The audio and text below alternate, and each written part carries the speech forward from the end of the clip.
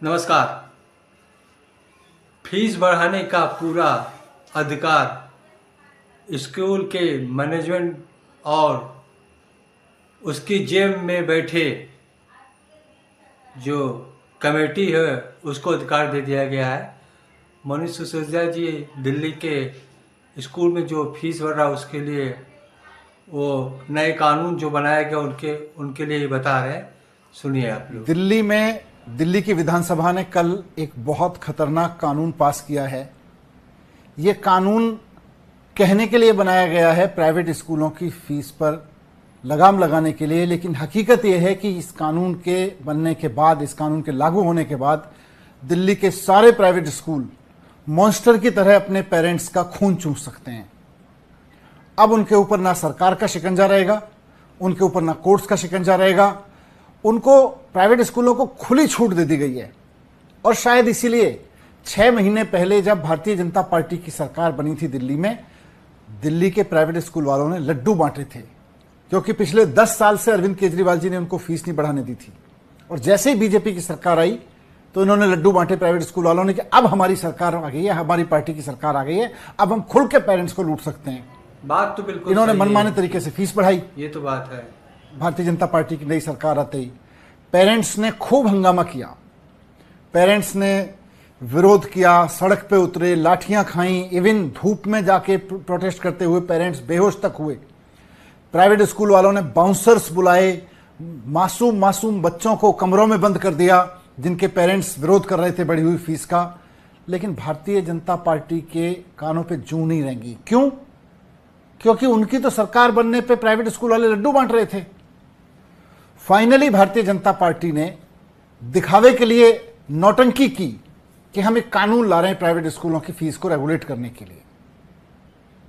लेकिन आप इस कानून को पढ़ के देख लीजिए, इसकी एक भी क्लॉज किसी प्राइवेट स्कूल के अधिकार कम नहीं करती। पेरेंट्स के अधिकार कम करती है, सरकार के अधिकार कम करती है, यहां तक कि कोर्ट्स के अधिकार कम करती है, लेकिन प्राइवेट स्कूलों को खूब एम्पावर करती है। क्या कहता है ये कानून? ये कानून कहता है कि कोई भी प्राइवेट स्कूल दिल्ली में अगर अपनी फीस बढ़ाना चाहता है तो वो हर साल अपनी फीस बढ़ाने का प्रस्ताव अपनी ही बनाई हुई एक कमेटी को देगा। अब ये कमेटी किसकी है?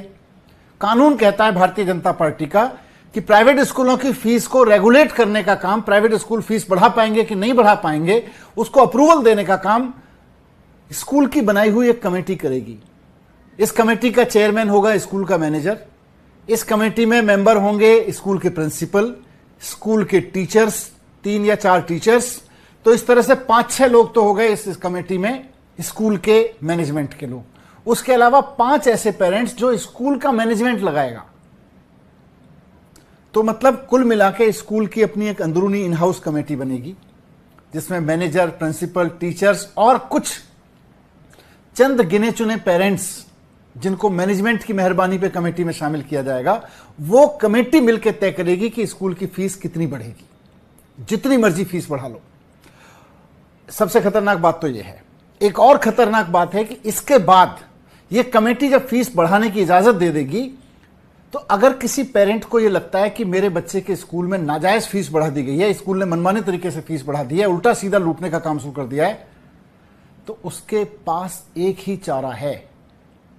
वो अकेले कहीं ना सरकार के पास शिकायत कर सकता, ना कोर्ट जा सकता।